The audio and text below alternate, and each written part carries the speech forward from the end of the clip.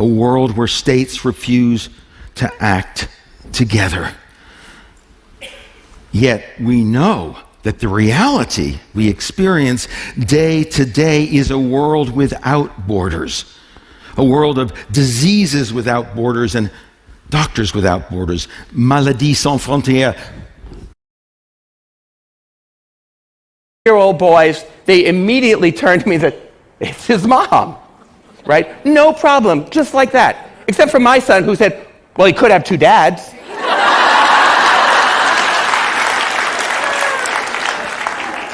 That's an index, an indicator of how things have changed. Younger men today expect to balance work and family. They want dual career, dual carer couples. They want to be able to balance work and family with their partners. They want to be involved fathers. Now, it turns out that, if I challenge people to build the equipment they need out of the garbage I find, it's a great way to foster creativity. And what happened was that artists and scientists from around the world started coming to my lab.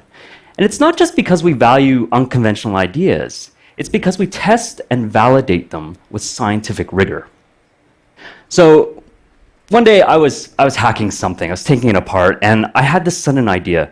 Could I treat biology like hardware?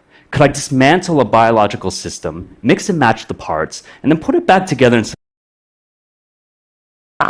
and you might find that they will challenge your assumptions and make you grow as a person. You might get powerful new insights from these individuals. Or, like my husband who happens to be white, you might learn that black people, men, women, children, we use body lotion every single day. Now, I also think that this is very important so that the next generation really understands that this progress will help them because they're expecting us to be great role models. Now, I told you my mother, she was ruthlessly realistic. She was an unbelievable role model. She was the kind of person that more patients were dying of infections that they caught there in the filthy, fetid wards than they were of battle wounds. So she campaigned for cleaner, lighter area clinics to be designed and built. Back in Britain, she mounted another campaign, this time for civilian hospitals, and insisted that the same design principles were applied to them. The Nightingale ward, as it is called, dominated hospital design for decades to come, and elements of it are still used today. But by then, design was seen as a tool of the industrialist, and how they therefore promise to transform our economic systems in radical ways. So uncertainty is kind of a big term in economics, but I want to go through 3 forms of it that we face in almost all of our everyday transactions, where blockchains can play a role.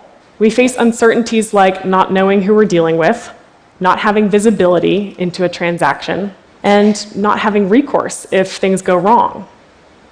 So let's take the first example, not knowing who we're dealing with. Say I want to buy a used smartphone. They didn't see it coming, and they didn't have a choice. We, on the other hand, do have a choice. And the nature of the fossil record tells us that our place on this planet is both precarious and potentially fleeting.